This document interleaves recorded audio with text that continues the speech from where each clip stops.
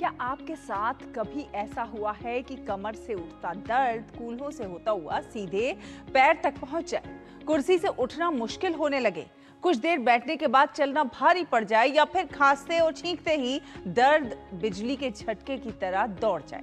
अगर हाँ, तो इसे सिर्फ साधारण कमर दर्द समझने की भूल मत कीजिए, क्योंकि इसके पीछे छिपी हो सकती है एक आम लेकिन बेहद परेशान करने वाली समस्या, साइटिका।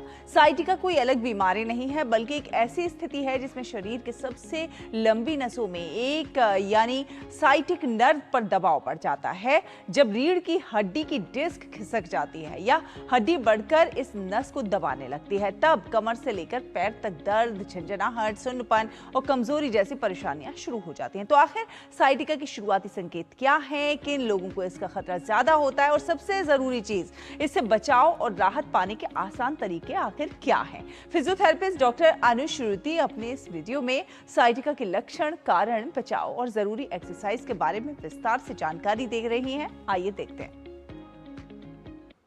क्या आपके साथ कभी ऐसा हुआ है कि आप बैठे थे, अचानक से उठे और एकदम से कमर से लेके पैर तक बहुत ज्यादा दर्द उठ गया हो, खिंचाव महसूस हो गया हो या ऐसा लगे जैसे कि करंट सा दौड़ गया हो?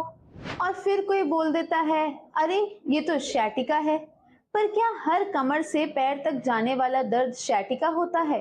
और अगर sciatica है तो इसका मतलब ये स्लिप डिस्क की वजह से हुआ है? रुकिए, आज मैं आपकी इन सारी गलतफहमियों को दूर कर दूंगी और आपको सही चीज के बारे में बताऊंगी। Hello everyone, I am doctor Anush Shruti और आज मैं बात करने वाली हूँ एक ऐसे टॉपिक के बारे में जिसका नाम सब लोग जानते हैं। आपने भी सुना होगा, आप भी जानते होंगे, पर इसके बारे में लोग अक्सर गलत चीज समझते हैं। इस कंडीशन का नाम है शियाटिका। आज हम बात करने वाले हैं कि शियाटिका क्या होता है, इसके अर्ली साइंस एंड सिम्टम्स क्या होते हैं, कब हमें शियाटिका को इग्नोर नहीं करना चाहिए और खास करके फिजियोथेरेपी का शियाटिका के केस में क्या रोल होता है। सबसे पहले हम एक चीज क्लियर कर लेते हैं, शियाटिका कोई डिजीज नहीं है, ये एक कंडीशन है। ये एक ऐसी कंडीशन है जिसमें हमारी लोअर बैक की एक बड़ी नर्व, जिसे हम शियाटिक नर्व कहते हैं, वो कंप्रेस या इरिटेटेड हो जाती है और इसका पेन अक्सर हिप्स, बटक, थाई और कभी कभी तो पूरे पैर तक चला जाता है।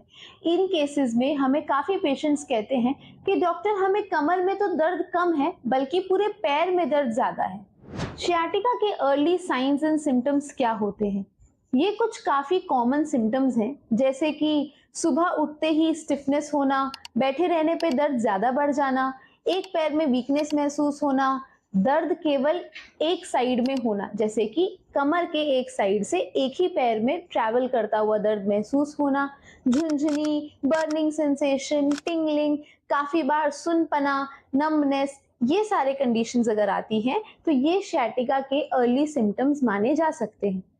ये एक और ऑब्जर्वेशन है, काफी बार पेशेंट्स को शियाटिका के केसेस में पहले मसल टाइटनेस होती है और उसके बाद पेन आता है। इसी वजह से काफी पेशेंट्स हमसे कहते हैं कि पहले कुछ दिन हमें खिंचाव महसूस हो रहा था और उसके बाद हमें दर्द होने लगा। इन सभी सिम्टम्स के साथ मैं आपको एक अवेयरनेस टिप भी देना चाहती हूँ। ये कोई डायग्नोसिस नहीं है, पर हाँ इसे नोटिस किया जा सकता है, जो कि है, अगर आप खांसते हैं, छींकते हैं या काफी लंबे समय तक बैठते हैं और दर्द आपका नीचे पैरों की तरफ बढ़ रहा है, तो इसे इग्नोर मत कीजिएगा। काफी केसेस में ये भी एक सिम्टम होता है। काफी पेशेंट्स ये 3 बड़ी मिस्टेक्स करते हैं। नंबर 1, पूरा दिन बेड रेस्ट करना। पूरे दिन बेड रेस्ट करने से आपका दर्द ठीक नहीं होने वाला, बल्कि काफी केसेस में तो हमने नोटिस किया है, जो लोग पूरा दिन बेड रेस्ट करते हैं उनका तो दर्द बढ़ जाता है। नंबर 2, रैंडम यूट्यूब वीडियोस देखना और एक्सरसाइजेस चालू कर देना। देखिए, एक बात समझिए, जब आपको किसी भी तरीके का कोई भी पेन, स्पेशली शियाटिका जैसा पेन जो कि ठीक होने में भी टाइम लेता है और नर्व रिलेटेड है, इस केसेस में सबसे बेहतर उपाय ये है कि आप अपने फिजियोथेरेपिस्ट से मिले। वो आपको बेटर गाइड करेंगे कि आपके केस के लिए कौन सी एक्सरसाइजेस सूटेबल हैं। नंबर 3, पेन खत्म होते ही फिजियोथेरेपी या ट्रीटमेंट को छोड़ देना। पेन खत्म होने का मतलब रिकवरी होना नहीं होता। पेन खत्म होना तो एक टेम्पररी पार्ट है आपके रिकवरी का, आपके रिहैबिलिटेशन का। आपको ट्रीटमेंट तब तक लेना होता है जब तक आपकी फुल्ली रिकवरी ना हो जाए। फिर पेशेंट हमसे पूछते हैं कि मैम फिजियोथेरेपी हमारा दर्द कैसे ठीक करेगा।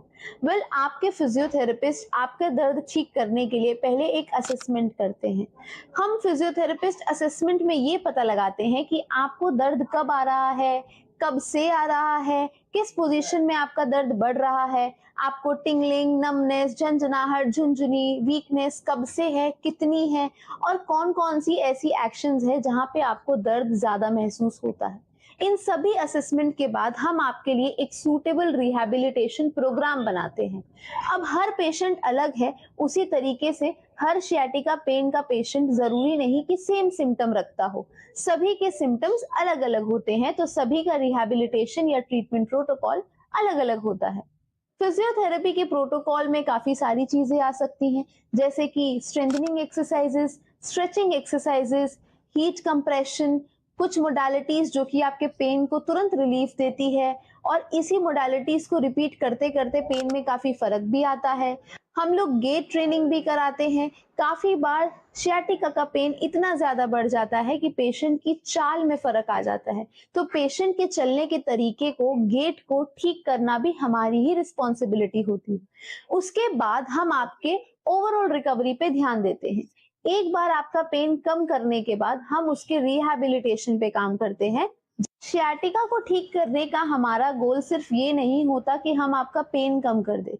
हमारा ओवरऑल गोल ये होता है कि आप कोई भी मूवमेंट बिना पेन के, बिना किसी प्रॉब्लम के, बिना डर के कर सके। इसलिए मैंने आपसे कहा कि बेड रेस्ट जरूरी नहीं है, मूवमेंट जरूरी है। तो अगली बार अगर आपको दर्द कमर से पैर तक जा रहा हो तो सिर्फ ये मत सोचिएगा कि मैं थोड़ा सा बेड रेस्ट कर लूंगा तो पेन ठीक हो जाएगा। काफी बार हमारी बॉडी हमें पेन के सिम्टम्स एंड साइंस पहले ही देना शुरू कर देती है।